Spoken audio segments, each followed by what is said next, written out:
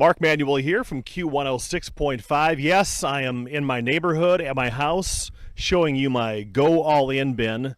No, I'm not going to show you my address because I know you'd stop by and egg my house if I didn't play just the right request. But a year or two ago, we all switched to the Go All In bins, right? From those smaller bins. What happens when they empty the bin? Where does that stuff go? What happens to it? We're about to find out.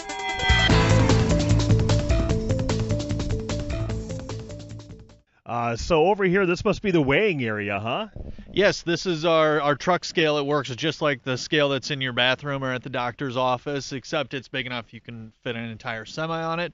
All of the recyclables that we get come across the scale. So everything that comes in goes across the scale. Everything that goes out after it's been sorted goes across the scale. If I were to walk across the scale, would it register?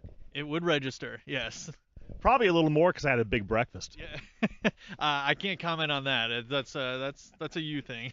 So where are we going next? All right, so we are going to walk around the side of the recycling center, and this is the exact track that the recycling trucks take. So they come across the scale. We weigh them when they're full.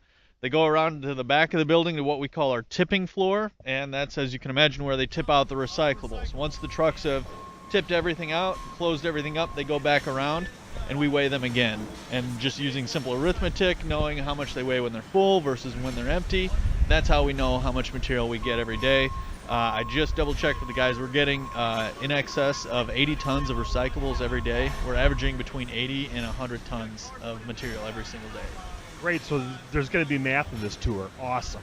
Okay, Kurt, now this is what you call the tipping floor for obvious reasons. The trucks tip the refuse into the next phase, the next step. Tell us what's going on right here. Yeah, so like you said, trucks tip things out, pretty straightforward, tipping floor.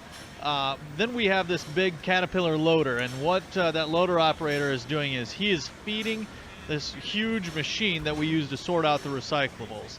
And he's got about 15 people that are further on down the line their jobs are to sort out those recyclables. So if they don't have anything coming by them on the conveyors, they don't have anything to do. So it's imperative that we're constantly keeping these recyclables moving and fed into that machine. And for those reasons, but then also we get so much stuff in here every day. 80 tons of material. It piles up if they're not, constantly knocking that pile down. So that loader operator is feeding the machine. He can load up that hopper, and it will run for between 10 and 15 minutes at a time. During that time, if he's got a little bit of downtime, he's going to clean up this tipping floor, make sure that there's areas that are open for those recycling trucks to back in here and tip out the material. You're saying keeping sorters busy because of Go All In. You guys have added another shift, right? More workers.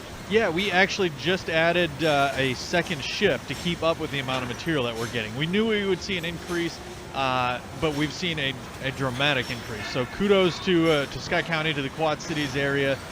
We love seeing all that material come in, and we love the fact that, hey, we had to hire more people to continue sorting and try and add a few more hours to the day.